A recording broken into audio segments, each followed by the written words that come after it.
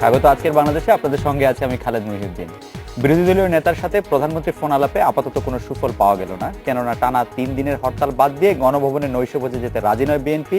সহিংস হরতাল সংলাপের পথকে আরো কঠিন করে তুলেছে। তাই আজকের আলোচনা সংলাপ আর কেমনে। কথা বলতে স্টুডিওতে আছেন বিএনপি চেয়ারপারসনের উপদেষ্টা অ্যাডভোকেট আহমেদ আজম খান, আছেন আওয়ামী লীগের সংসদ সদস্য জুনাইদ আহমেদ পলক এবং সুপ্রিম কোর্টের আইনজীবী ব্যারিস্টার কে এম তানজিবুল আলম। স্বাগত আপনাদের। জনাব অ্যাডভোকেট আহমেদ আজম খান, আপনি নিশ্চয়ই জানেন যে বিবিসি 25শে অক্টোবর বেগম খালেদা জিয়া ভাষণ দেওয়ার পরে সেটাকে একটি শিরোনাম দিয়েছিল বিবিসি বাংলা, সেটা হচ্ছে আলোচনার উদ্যোগ না নিলে 3 দিনের হরতাল। আপনি একটু বলবেন যে প্রধানমন্ত্রী শেখ হাসিনা বেগম খালেদা জিয়াকে ফোন করার যেভাবে যে আলোচনার উদ্যোগের কথা যে আমরা জানলাম বা দেখলাম, আর কিভাবে আসলে আলোচনার উদ্যোগটা নেওয়া যেত যাতে এই হরতালটা হতো না, মানে প্রধানমন্ত্রী আর কিভাবে বললে এই হরতালটা না হতো বা আলোচনার উদ্যোগটা সঠিক হতো বলে আপনি মনে করেন? ধন্যবাদ আপনাকে, ধন্যবাদ আলোচক বৃন্দ, স্বাগত ইন্ডিপেন্ডেন্ট দর্শক। মাননীয় প্রধানমন্ত্রী বিরোধী দলীয় নেতাকে সংলাপের জন্য উনি দাওয়াত করেছেন। এখানে কিছু বিষয় প্রথমেই আমি এই যে সংলাপের জন্য মাননীয় বিরোধী দলীয় নেতাকে দাওয়াত করেছেন, আমি ধন্যবাদ জানাই। এটা অন্তত একটা শুভ সূচনা, এটা ঠিক আছে। কিন্তু সংলাপ হতে গেলে যে বিষয়টা ওই সময়ে দরকার ছিল, যেমন উনি বলেছেন যে আরো কিছু আগে হলে এই যে হরতাল, এই হরতালের ভেতরে তো আর কতটা আগে যে সময়টায় মানে 18 দলীয় জোটের নেতৃবৃন্দের সাথে বৈঠক করে সিদ্ধান্তটা নেওয়া যেত। কারণ এই যে হরতাল, এটা কিন্তু বিএনপি একা ডাকেনি, 18 দলীয় জোট ডেকেছেন। আর আপনি বলেছেন যে আর কি হলে হতে পারত। দেখুন, বলেছেন যে শুধুমাত্র বিএনপিকে সংলাপের জন্য আমন্ত্রণ জানিয়েছেন। সেখানেও কিন্তু 18 দলীয় জোটের সাথে কথা না বলে বিএনপি যেতে পারেন না, কারণ আন্দোলন সংগ্রাম এবং হরতাল সবই চলছে কিন্তু 18 দলীয় জোটের। তার মানে বিএনপি ইচ্ছা করলেও আলাদা কোন রকম ভাবে সংলাপে যেতে পারে না 18 দলের সাথে আলোচনা না করে। নাম্বার 1, এটা কি এই জাতীয় ঘটনার মধ্যে প্রথম প্রেসিডেন্স না? মানে বিএনপি যেতে পারে না বলছে যে 17 দলের সাথে 18 দলের সাথে আলোচনা না করে। কারণ আপনি তো জোটগতভাবে আন্দোলনে আছেন, এখন আপনি একা যাবেন তাদের সাথে আলোচনা না করে, বিষয়টা তো তাহলে তো আর জোট থাকে না। জোটের আন্দোলনের ব্যাপারে জোটের আন্দোলনের ব্যাপারে বেগম জিয়া কিন্তু স্পষ্ট বলে দিয়েছেন যে এখন থেকে আন্দোলনের নেতৃত্ব বিএনপি দিবে এবং বিএনপি যেভাবে বলবে সেটা সে করবে, এবং সে যুগপতর। সেটা ঠিক আছে, বেগম জিয়ার নেতৃত্বেই সবকিছু হবে। তারপরেও যেহেতু একটা জোট আছে, তাদের সাথে একটু আলোচনা না করে গেলে স্বাভাবিক, তাদের তো একটা মতামতের ন্যূনতম প্রয়োজন আছে। নাম্বার 1। নাম্বার 2 হলো ম্যাডাম খালেদা জিয়া আরেকটা কথা বলেছেন যে তারপরেও দায়িত্বশীল হয়ে আমি একাই যাব, কিন্তু আপনি বলেন যে আলোচনাটা কিসের ভিত্তিতে হবে, বলছে সর্বদলীয় সরকার নিয়ে। বলে না, সেটা তো আমরা নীতিগতভাবে মানিনি। আপনি এখানে নীতিগতভাবে মানেন যে নির্দলীয় নিরপেক্ষ সরকারের বিষয়ে আলোচনা হবে নির্বাচনকালীন, তাহলেও আমি সবাইকে ম্যানেজ করব, আমি সব প্রোগ্রাম স্থগিত করে আমি। আজম ভাই, আপনি কি প্রকারান্তরে বলছেন না যে বেগম জিয়া আসলে আলোচনার সময় বলছেন যে আগে আপনি আমার পয়েন্ট মানেন তারপর আমার সাথে কথা বলেন? না, তা কেন?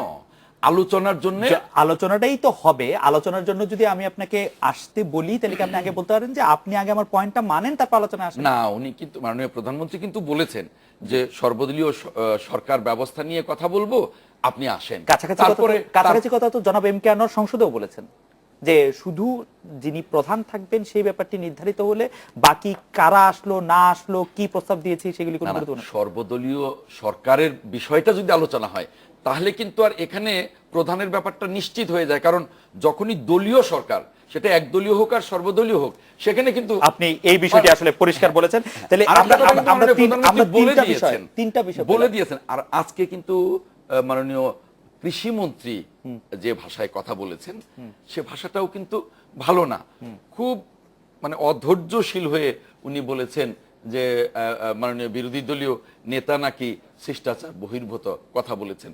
এই যে কথাটা, এই কথাও কিন্তু এই যে আলোচনা যে পরবর্তী সময়ে হবে সেই পরিবেশটাও কিন্তু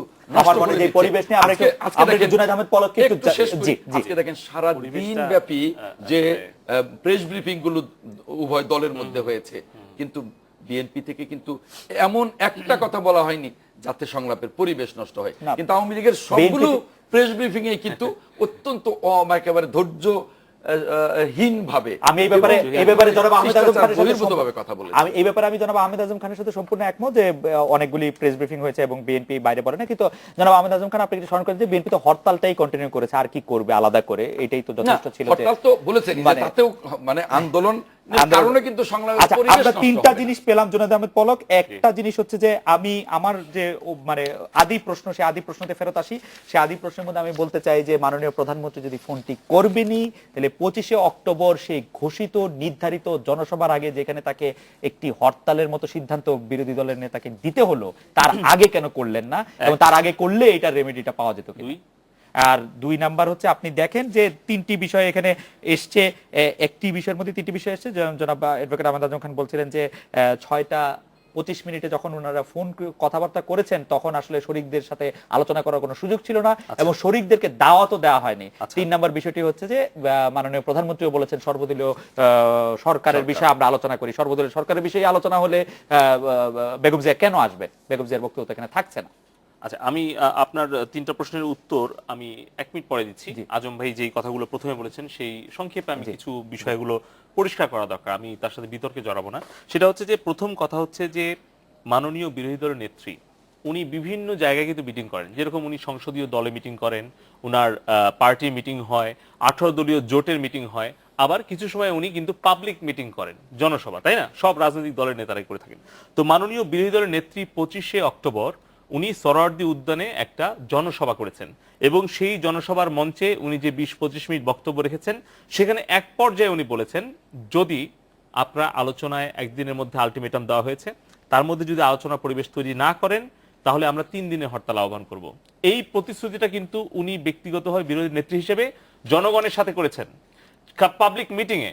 এবং পলক ভাই আমি এটার মধ্যে একটু কারেকশন চাই, আমি কারেকশন দিতে চাই। সেটা হচ্ছে যে বেগম জিয়া বলেছেন নির্দলীয় সরকারের অধীনে নির্বাচনের দাবি নিয়ে আলোচনা করেন, তাইলে আমি আসবো। আচ্ছা ঠিক আছে, তাহলে নির্দলীয় সরকারের না হয়ে যদি সর্বদলীয় সরকারে হয় তাহলে বেগম জিয়া মানবেন কেন এবং হরতাল দিয়ে দেওয়ার পরে? আচ্ছা, তাহলে তো আলোচনার প্রয়োজন নাই। তাহলে দাবিটা আমি উত্থাপন করলাম, দাবি মানবেন কি না?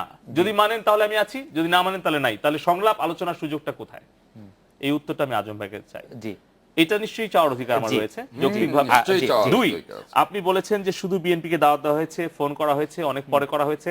আপনি 25 তারিখে যখন জনসভায় আপনি যেই আহ্বানটা জানিয়েছেন, যে দাবিটা জানিয়েছেন, 25 তারিখে সন্ধ্যার সময় আপনার বক্তব্য শেষ হয়েছে। আপনি বলছেন যে আপনার 18 দলের সাথে আলোচনা করার জন্য ন্যূনতম সময়ের প্রয়োজন, তাই আপনার হরতাল উইথড্র করতে পারেননি। তাহলে আমাদের কি ন্যূনতম এই কয়েক ঘন্টা মাননীয় প্রধানমন্ত্রীর প্রয়োজন ছিল না এই ফোনটা তাকে করার জন্য? যেই প্রধানমন্ত্রী বঙ্গবন্ধু আপনি 25 অক্টোবরটাকেই কাট অফ পয়েন্ট ধরছেন কেন? 25 অক্টোবর তো বেগম জিয়া বক্তৃতা দিয়েছেন, তার আগ থেকে তো এই সমস্যাটা সংকটটা শুরু আরো 2 বছর আগে, এবং এটা নিয়ে টেলিফোন সংলাপ করার জন্য 2 বছর দেরি হয়েছে। আমাদের আলোচনার বিষয়বস্তু যে আমরা যে সমাধানে যেতে চাচ্ছি নির্বাচন ব্যবস্থা নিয়ে, এটা কি আমরা 2 বছর আগের বিষয় নিয়ে আলোচনা করব না গত 7 দিন? না, গত 7 দিন নিয়েও যদি আপনি বলেন তাহলে সেটা 20 তারিখ করা যেত।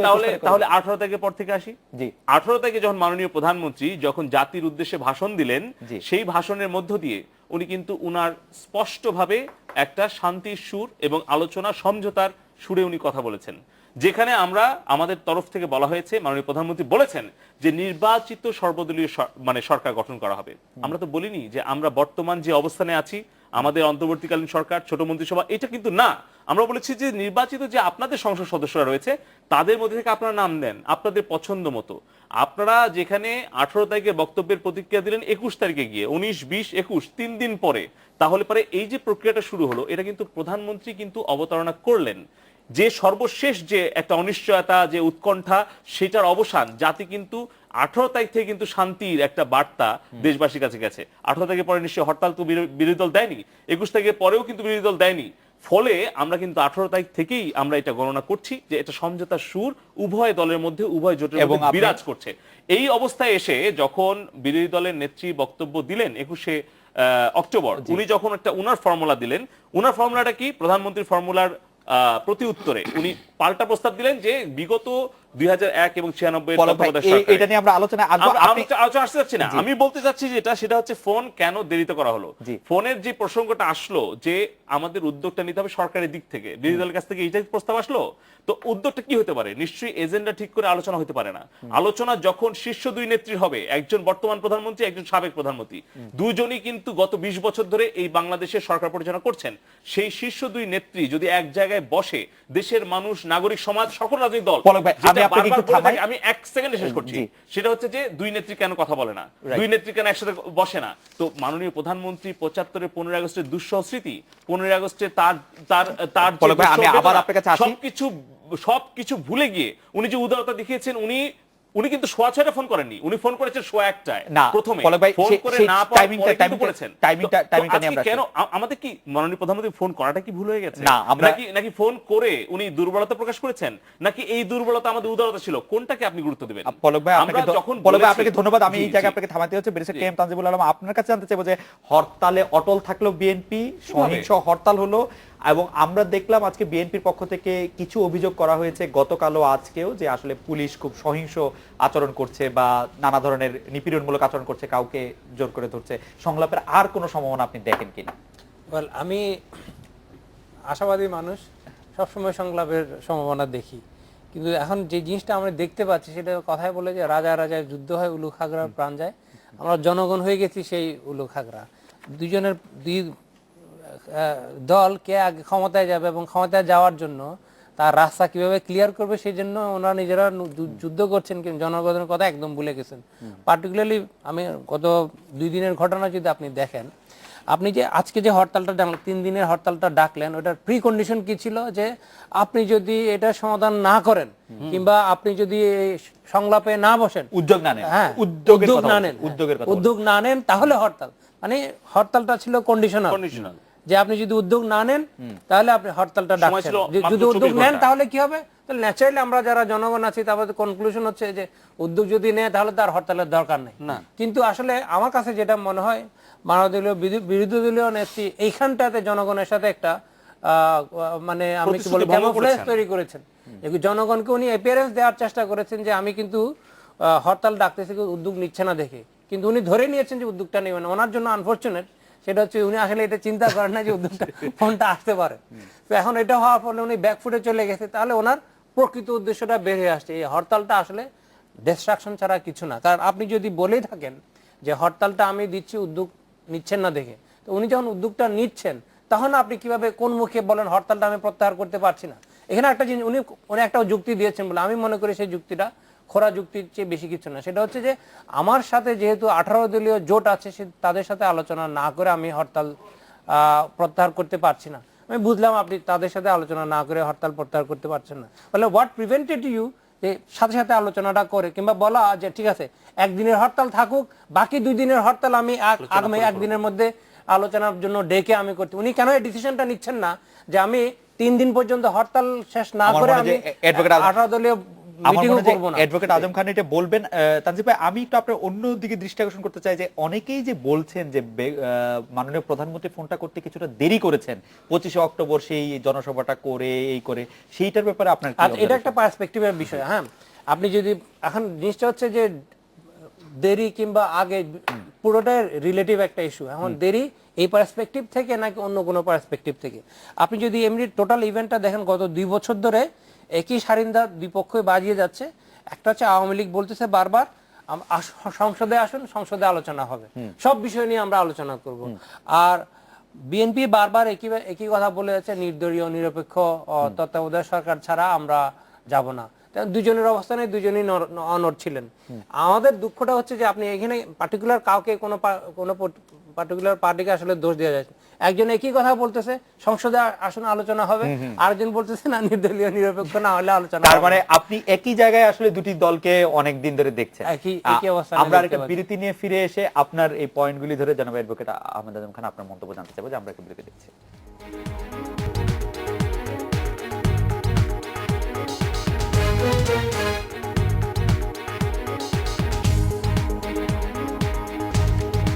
বিরতির পর ফিরে এলাম আজকে বাংলাদেশে। জনাব অ্যাডভোকেট আহমেদ আজম খান, আমি বিরতির সময় আপনাকে কিছু পড়ে শোনাচ্ছিলাম। জনাব সায়েম, একজন দর্শক আমাদের, উনি বলেছেন যে রানা প্লাজার ঘটনার পরে যদি বিরোধী দলীয় নেত্রী, মাননীয় বিরোধী দলীয় নেত্রী 1 ঘন্টার নোটিশে আসলে হরতালটি তুলে নিতে পারেন, তাহলে এই ক্ষেত্রে বাংলাদেশের এইরকম একটা সময় তিনি কেন হরতাল তুলতে পারলেন না।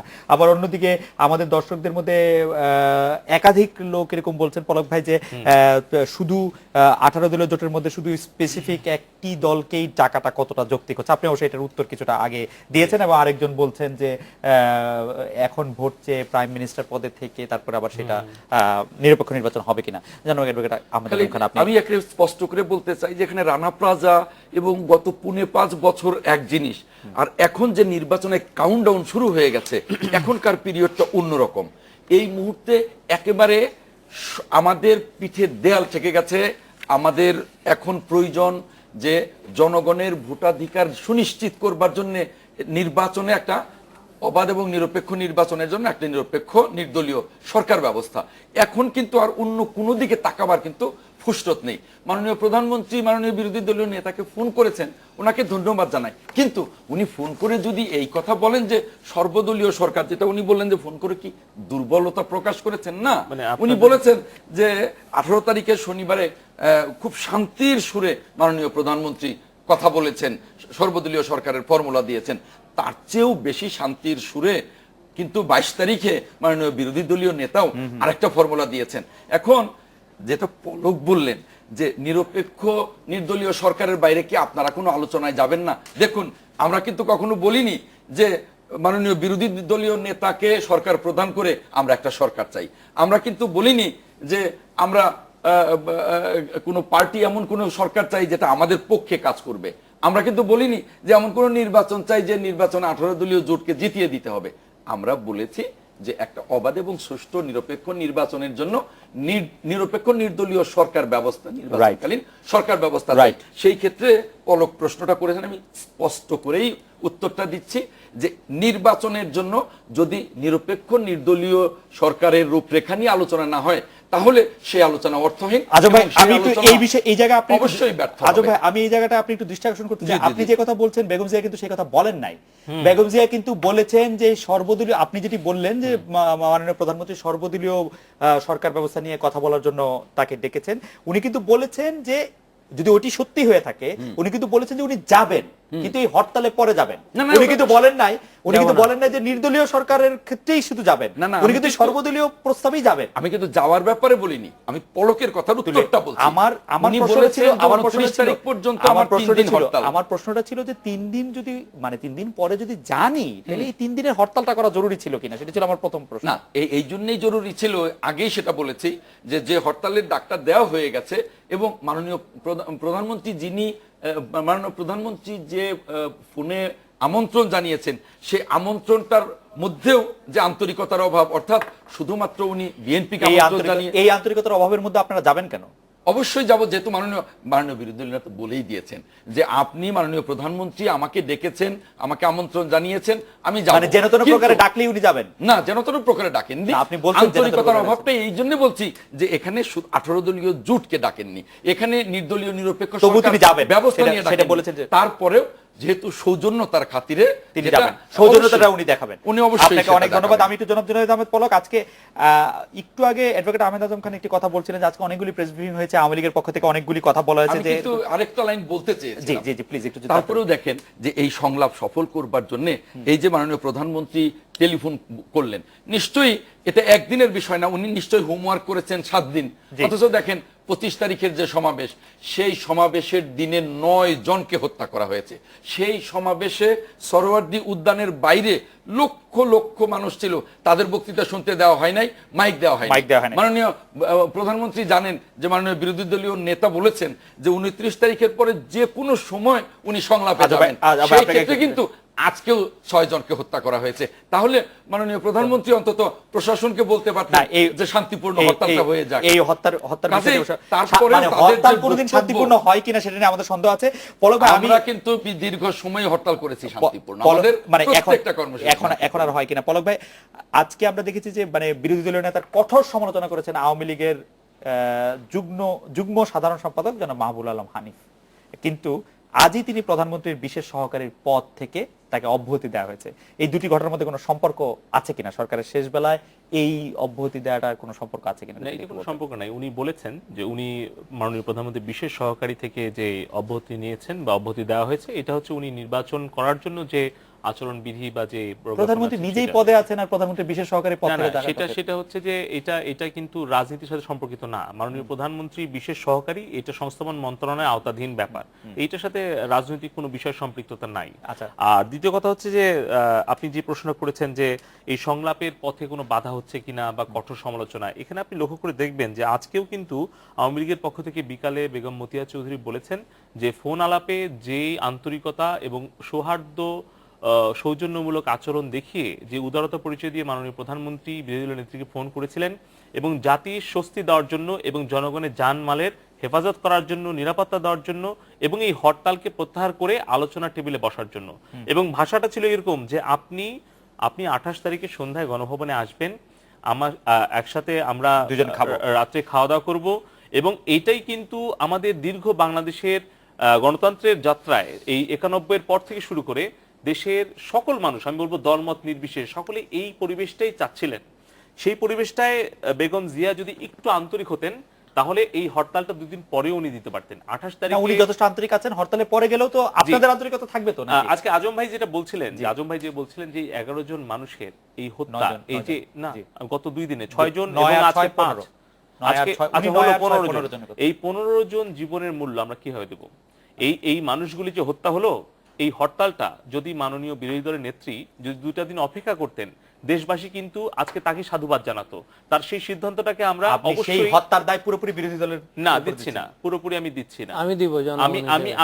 আমি একটা কথা শুধু প্রশ্ন রাখতে চাই যে হরতালটা যদি আহ্বান না করা হতো তাহলে এই প্রাণহানি ঘটতো কি না? উত্তরটা আমার কাছে না, উত্তরটা এই দেশের মানুষ যারা ইন্ডিপেন্ডেন্ট টেলিভিশনের সামনে আছেন তারা উত্তর দিবে। আমি বা আজম ভাই কি বললাম, খালেদ ভাই, এইটা কিন্তু বিষয় না। আমাদের কথা, কাজ এবং আমাদের যুক্তি, আমাদের অবস্থানে আমরা কিন্তু এই হরতাল ছাড়াও আসলে মানুষের জীবন নাশ হতে দেখেছি এই গত কয়েক। আমি বলতে চাচ্ছি যে রানা প্লাজা ঘটনায়, যেটি একজন দর্শক, রানা প্লাজা ঘটনায় যখন বিরোধী দলের নেত্রীকে মাননীয় প্রধানমন্ত্রী সংসদে আহ্বান করলেন যে মানবিক কারণে আপনি হরতালটা উইথড্র করেন, উনি কিন্তু কয়েক ঘন্টার মধ্যে করলেন, এবং এইটা কিন্তু জাতি দুইজনকেই কিন্তু সাধুবাদ জানিয়েছে। আজকে কেন হলো না? আমি মনে করি যে মূল কারণটা হচ্ছে যে যুদ্ধ অপরাধীদের পক্ষে শক্ত অবস্থানকারী যুদ্ধ অপরাধী দল জামাত শিবিরকে তারা হারাতে চায়নি, তারা তাদের এই শক্তিকে তারা ভয় পায় এবং জামাত শিবিরের কাছে তারা অসহায়। সেটা তো অ্যাডভোকেট আহমদ আজম খান স্পষ্টই করেছেন যে এটা হঠাৎ করে জোটের বিরোধী কোনো। আমি একটু ব্যারিস্টার তানজিবকে একটু একটা জিনিস জানতে চাইবো যে 24শে জানুয়ারি 2014 পর্যন্ত যে যাই বলুক, 24শে জানুয়ারি 2014 পর্যন্ত সাংবিধানিকভাবে এই সরকারি ক্ষমতা থাকার কথা, যদি তারা ইচ্ছা করে না ভাঙে। তো 90 দিন প্রশ্নে সরকার সাংবিধানিকভাবে অবশ্যই বৈধ, কিন্তু যেহেতু 90 দিন প্রশ্নটি এসেছে, আজকের সরকার ও গতকালের সরকারের মেজাজ মর্যাদা কি একই রকম কিনা আপনি যদি একটু বলেন। আচ্ছা, আমার সংক্ষিপ্ত উত্তর হচ্ছে না, মেজাজ মর্জি কিংবা মেজাজ কিংবা এক্সটেন্ট অফ লিগ্যাল অথরিটি একই না। বাট ওইটার আগে আমি একটা জিনিস, আজম ভাইয়ের একটা জিনিস একটু বলতে চাই, সেটা হচ্ছে যে আজম ভাইয়ের জন্য আজকে সিচুয়েশনটা একটু ডিফিকাল্ট হয়ে গেছে ডিফেন্ড করাটা। উনি খুব আপ্রাণ চেষ্টা করছেন। অ্যাডভোকেট মানুষ তো কখনো সবসময় ব্রেভ ফেজ নিয়ে করতে হয়, ডিফেন্ড করতে হয়। লয়ারদের একটা ডিফিকাল্টি হচ্ছে কি, সেটা হচ্ছে যখন আর্গুমেন্ট করে তো ফ্যাক্টটা কোনোভাবে অস্বীকার করতে পারে না, এখন তারপরেও চেষ্টা করে যতভাবে সম্ভব এস্টাবলিশ করার জন্য। তো ওনার জন্য যেটা ডিফিকাল্টি সেটা হচ্ছে উনি এই জিনিসটা কোনোভাবে অস্বীকার করতে পারছেন না যে খালেদা জি এগ্রি করেছেন আমি কিন্তু সংলাপে বসবো, কিন্তু হরতালের পরে। তার মানে হচ্ছে যে ওই যে পয়েন্টে মানে সংলাপের আন্তরিকতা ছিল না, সেটা উনি বলতে পারতেছেন না, কারণ উনি প্রথমটা যদি সত্য হয় তাহলে দ্বিতীয়টা কোনোভাবে সত্য হতে পারে না। সেকেন্ড যে জিনিসটা সেটা হচ্ছে উনি স্বীকার করে নিলেন যে এই হরতালটা আসলে আমি দিছি বটে, বাট আসলে আমার প্রত্যাহার করার ক্ষমতাটা নাই, কারণ আমার চেয়েও বড় একজন আছে, তার কনসেন্ট না নিয়ে আমি হরতাল প্রত্যাহার করতে পারবো না। এটা হচ্ছে সত্য। হ্যাঁ, থার্ড যে জিনিসটা সেটা হচ্ছে যে আপনি যদি হরতাল করার পরেই যেতে পারবেন, তাহলে আপনি তো তখনও আপনি যে হরতাল করা শেষ হওয়ার পরে যে যাবেন এই প্রতিশ্রুতিতে দিচ্ছেন, সেটা তো আপনি 18 দলীয় বাকি পার্টনারদের সাথে কনসাল্ট করে দেন নাই। তাহলে আপনি যদি যাবেন সেটা কনসার্ন দিতে পারেন, তাহলে হরতাল যে প্রত্যাহার করছেন সেটা কেন আপনি পারতেছেন? আমি মনে হয় যে এই প্রশ্নটা আজম ভাই আপনাকেই করতে হবে। আমরা এটা বিরতি নিচ্ছি। দুটি প্রশ্ন এসেছে, একটা যে হরতাল দেওয়ার ক্ষমতা বেগম জিয়ার আছে, সেই হরতাল প্রত্যাহার করার ক্ষমতা বেগম জিয়ার নাই। আর দ্বিতীয় যেটি উনি বলেছেন যে আপনি তো বলেই দিয়েছেন আপনি যাবেন, সেটা 18 দলের সাথে কনসাল্ট না করে আপনি কি করে বললেন। আমরা এটা বিরতি নিচ্ছি, বিরতি পর ফিরে এসে আপনার কাছে।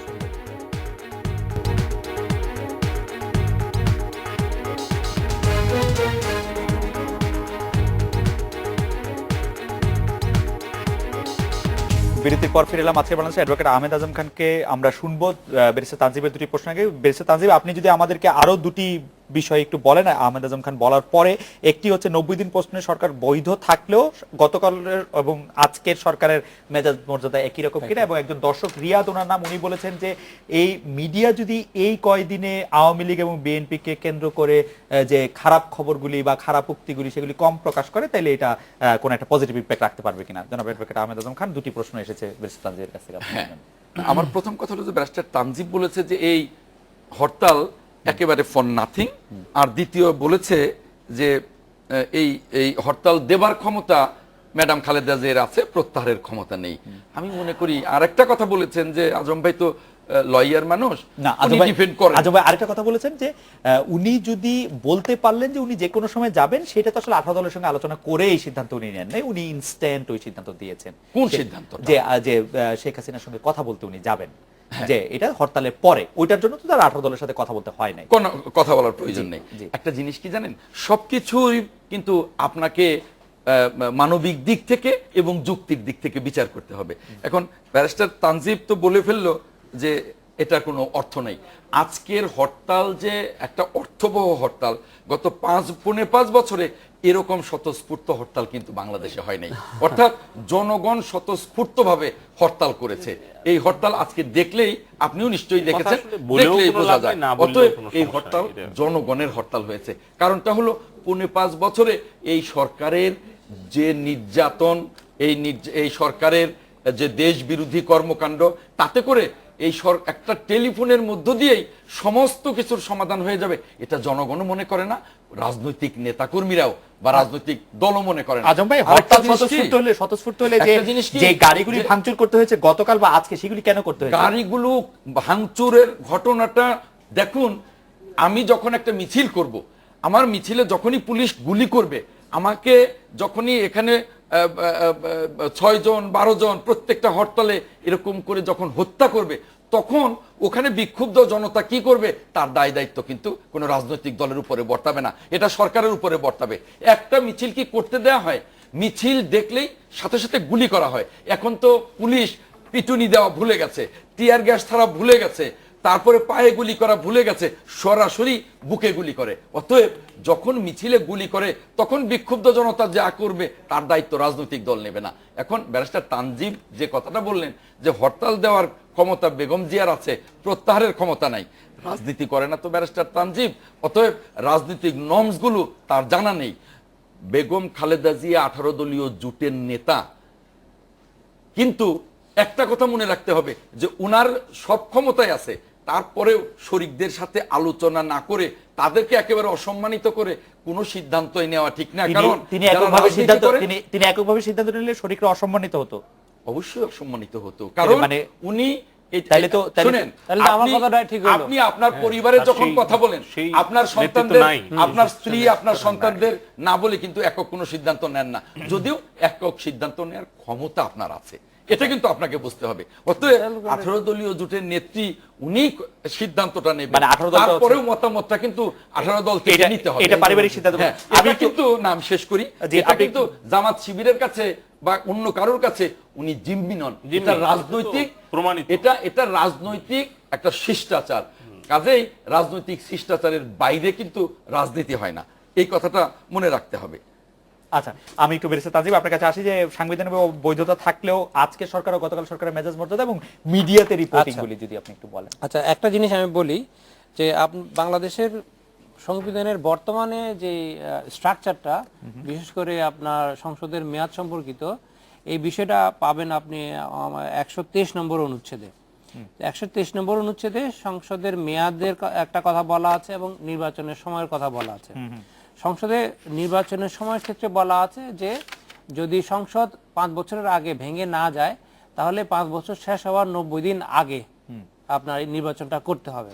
তো এখন 90 দিন এমনিতে সংসদীয় গণতন্ত্রের যেটা ইউজুয়াল নর্ম, আপনি যদি ইউকে দেখেন কিংবা ইন্ডিয়াতে যদি দেখেন, ইন্ডিয়াকে বলা হয় সবচেয়ে বড় সংসদীয় গণতন্ত্রের দেশ। ওইখানে কিন্তু আপনার পার্লামেন্ট ভ্যালিড রেখে নির্বাচনের প্রস্তুতি হয় না, মানে পার্লামেন্ট ডিজলভ হওয়ার পরে কিন্তু নির্বাচনের প্রশ্নটা আসে। কিন্তু আমাদের কনস্টিটিউশনে এটা একটা ইউনিক একটা ফিচার যে আমরা সংসদের বৈধতা বহাল রেখে নির্বাচনের প্রস্তুতি নিচ্ছি, তখন একটা প্রশ্ন আসে যে ওই সময় যে সরকারটা থাকবে সেটা তো বর্তমান কনস্টিটিউশনাল ফ্রেমওয়ার্কে ওটা নির্দলীয় নিরপেক্ষ সরকার হচ্ছে না, সেটা হচ্ছে এমন একটা সরকার যে কিনা ইলেকশনের প্রস্তুতি নিচ্ছে।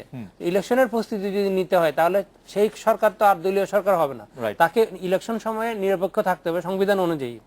এখন সেই নিরপেক্ষ সরকার যদি থাকতে হয় তাকে, তাহলে তার কোনো পলিটিক্যাল এজেন্ডা নাই, তার কোনো ম্যানিফেস্টো নাই, তাহলে এই ম্যানিফেস্টো পলিটিক্যাল এজেন্ডাগুলো হচ্ছে আসলে পলিসি ইস্যু। তো যেহেতু এখন কোনো পলিসি ইস্যুর বিষয় নেই, তাহলে এই সরকার মানে 27 অক্টোবরের পর থেকে যে সরকার, সেই সরকার এমন একটা সরকার যে কোনো পলিসি ডিসিশন নিবে না। তার মানে এই ক্ষেত্রে ওই সরকারের একটা মানে আপনি যদি বলেন নৈতিক ক্ষমতার কথা, তাহলে এই সরকারের একটা নৈতিক ক্ষমতা একটা অসম্পূর্ণতা আছে, সেটা হচ্ছে যে এই সরকারের দায়িত্ব হচ্ছে নির্বাচনের প্রস্তুতিটা সম্পন্ন করা এবং রুটিন ওয়ার্কগুলো করা, এবং এটা এমন কোনো ডিসিশন না নিয়ে যেটা কিনা আপনি পলিসি ডিসিশন হিসেবে বলতে পারেন। পলিসি ডিসিশন এটা হচ্ছে যে ডিফারেন্স। রাইট, গতকালকে আপনাকে অনেক ধন্যবাদ, আপনি পরিষ্কারভাবে বলেছেন, কিন্তু মিডিয়ার রোলটা নিয়ে যদি একটু বলতেন। মিডিয়ার রোলটা এখন একটা জিনিস বলে, আমি মিডিয়াকে যেভাবে দেখি সেটা হচ্ছে যে আসলে media is a reflection of the events that are taking place. এখন যদি একজন প্রধানমন্ত্রী ফোন করছেন বিরোধী দলীয় নেত্রীকে সংলাপে আসার জন্য, আর বিরোধী দলীয় অস্বীকার করছেন যে আমি এখন সংলাপে যেতে পারবো না, হরতাল ডেকে দিয়েছে, যে অ্যাজ ইফ এটা যেন ছোড়াগুলি, আমার প্রত্যাহারেরও ক্ষমতা নেই, তো আমি হরতালের পরে আমি চিন্তা ভাবনা করবো আসবো কিনা, হরতালের পরে আসবো। এই যে একটা ঘটনা ঘটে গেল, মিডিয়া তো কোনোভাবে এই জিনিসটাকে ইগনোর করতে পারে না। এখন ডিসক্রেশন, মিডিয়া অবশ্যই তাদের ডিসক্রেশন অ্যাপ্লাই করা উচিত যে আমরা এমন কোনো খবরকে প্রাধান্য দিব না যার ফলে মানুষের মধ্যে অশান্তি কিংবা জনগণের মধ্যে অশান্তিকে উস্কে দেওয়া হয়, কিংবা আমাদের মিডিয়ার রোল হওয়া উচিত এরকম উভয় পার্টিকে বলা যে আপনারা আপনাদের নিজস্ব এজেন্ডা নিয়ে কাজ করছেন, জনগণের কথা চিন্তা করছেন না। একজন বলছে জনগণ হরতালের নাকি জনগণের দাবি হচ্ছে হরতাল, এবং স্বতঃস্ফূর্তভাবে হরতাল। স্বতঃস্ফূর্ততা কিভাবে জনগণ প্রকাশ করলো? কতগুলা বিআরটিসির গাড়ি পুড়িয়ে দিয়ে, সেটা কিভাবে স্বতঃস্ফূর্ত? উনি যেটা বলছিলেন যে পুলিশ যদি এরকম একটা অপ্রেসিভ মুড নেয় তাহলে জনগণের মানে এখানে উনি তো একটা কথা খুব জেনারেলাইজ একটা কথা বললেন, let us go to the specific. সেটা হচ্ছে আজকে যে ঘটনাগুলো ঘটেছে, যে জ্বালাও পোড়া হয়েছে, সেখানে কি আজকে পুলিশের গুলির ঘটনা ঘটেছে? আমি দেখেছি, কোথায় এই রিপোর্টটা আসে নাই যে সকালবেলা যে গাড়ি পুড়িয়ে দিল, বিটিআরসি 2টা গাড়ি পুড়িয়ে দিয়েছিল, ওখানে কোনো মিছিলও হয় নাই, ওখানে কোনো গুলিরও ঘটনা ঘটে নাই। কিংবা মিছিল যদি হয়ে থাকে ওখানে গুলির ঘটনা ঘটে। আমার মনে হয় যে এই ব্যাপারে অ্যাডভোকেট আহমেদ আজম খান একটু পরে বলবেন। জনাব জুনায়েদ আহমেদ পলক, আমাদের একটা বিরতি নিতে হচ্ছে, বিরতির পর ফিরে এসে আপনার কাছে যেটি জানতে চাইবো সেটি আপনি একটু বলেন যে সর্বদলীয় সরকারের প্রস্তাব, টেলিফোনের সংলাপ প্রভৃতি বিষয় নির্বাচনকালীন সরকার নিয়ে জটিলতার স্বীকৃতি দিচ্ছে সরকারি দল। এটা আমাদের অবজারভেশন যে আমাদের সর্বদলীয় সরকারের প্রস্তাব করতে হচ্ছে, প্রধানমন্ত্রীকে জাতির উদ্দেশ্যে ভাষণ দিয়ে টেলিফোনের সংলাপের প্রস্তাব দিতে হচ্ছে। পঞ্চদশ সংশোধনীর জটিলতা এবং এই পঞ্চদশ সংশোধনীর যে ভেতরগত দুর্বলতা, সেটি কি এর মাধ্যমে প্রকাশ হচ্ছে না? আমরা এটা বিরতি নিচ্ছি, বিরতির পর ফিরে এসে আপনাকে শুনবো।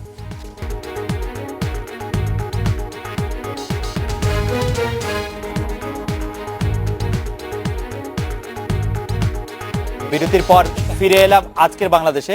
আমরা জনাব জুনায়েদ আহমেদ পলক, আপনার কাছে জানতে চাইছিলাম যে সর্বদলীয় সরকারের প্রস্তাব দেওয়া, মাননীয় প্রধানমন্ত্রী জাতির উদ্দেশ্যে ভাষণে বা টেলিফোনে সংলাপ করা, এই সবই নির্বাচনকালীন সরকার নিয়ে জটিলতার একটি স্বীকৃতি দিচ্ছে। আমি শুধু মানে একটা কথা বলতে চাই যে আজম ভাই যেটা বললেন, আমি বিনয়ের সাথে তার সাথে দ্বিমত পোষণ করছি, তীব্র প্রতিবাদ জানাচ্ছি না, তবে দ্বিমত পোষণ করছি এইটাই যে হরতালে সহিংসতার মূল কারণ যে পুলিশের অ্যাকশন, এটাকে কোনোভাবেই যুক্তি দিয়ে গ্রহণযোগ্য করা যায় না। আজকে সারাদিনে কি ঘটেছে? ব্যারিস্টার তুরিন আফরোজের উত্তরা বাসায় বোমা হামলা করা হয়েছে। উনি কি বিএনপি বা শিবিরের কাউকে গুলি করেছেন? বিআরটিসি যে বাসে আগুন লাগানো হয়েছে সেটা তো বলাই হয়েছে সরকারের সম্পত্তি বা সম্পদ নষ্ট করা হয়েছে, যেগুলো বেসরকারি ব্যক্তিগত মালিকানাধীন প্রাইভেট কার, বাস, এগুলো আগুন দেওয়া, হাসপাতালে যাওয়ার সময় অ্যাম্বুলেন্স ভেঙে দেওয়া, টেলিভিশন দেশ টেলিভিশনে ককটেল বোমা হামলা করা হয়েছে। এবং গতকালকে সুপ্রিম কোর্টের বিচারপতির বাসায়, আচ্ছা, সিইসির বাসার সামনে বোমা হামলা করা হয়েছে, বাসাতে বোমা হামলা করা হয়েছে, আইনমন্ত্রীর বাসায় বোমা হামলা করা হয়েছে, আমাদের বন পরিবেশ মন্ত্রী হাসান মাহমুদের বাসায় বোমা হামলা করা হয়েছে। তাহলে এটা কেন? এবং ব্যারিস্টার তুরিন আফরোজের বাসায় বোমা হামলা করা হয়েছে, কারণ হচ্ছে উনি যুদ্ধ অপরাধী ট্রাইব্যুনালের পক্ষের আইনজীবী। এখন আসি আমি সর্বদলীয় সরকার ব্যবস্থা। আপনি বলছেন যে এই পঞ্চদশ সংশোধনী দুর্বলতার কারণে এটা সৃষ্টি হয়েছে কিনা। আমি তো বলবো পঞ্চদশ সংশোধনীটার দুর্বলতার কোনো অভাব নাই, কারণ দুর্বল সেখানে এই জন্যই নাই কারণ এখানে দুর্বলতাকে দূর করা হয়েছে যেন কোনো অগণতান্ত্রিক শক্তি এখানে প্রবেশ করতে না পারে। এইখানে কিন্তু সংবিধানের মধ্যে থেকে সমঝোতা হওয়া সম্ভব। প্রধানমন্ত্রী যেটা বারবার বলার চেষ্টা করছেন যে সর্বদলীয় সরকারটা গঠন করা হোক এই জন্যেই যে বিএনপির প্রতিনিধি থাকলো, আওয়ামী লীগের প্রতিনিধি থাকলো, অন্যান্য রাজনৈতিক দলের প্রতিনিধি থাকলো, যার ফলে কোনো অগণতান্ত্রিক শক্তি সেখানে হস্তক্ষেপ করার কোনো সুযোগ পাবে না।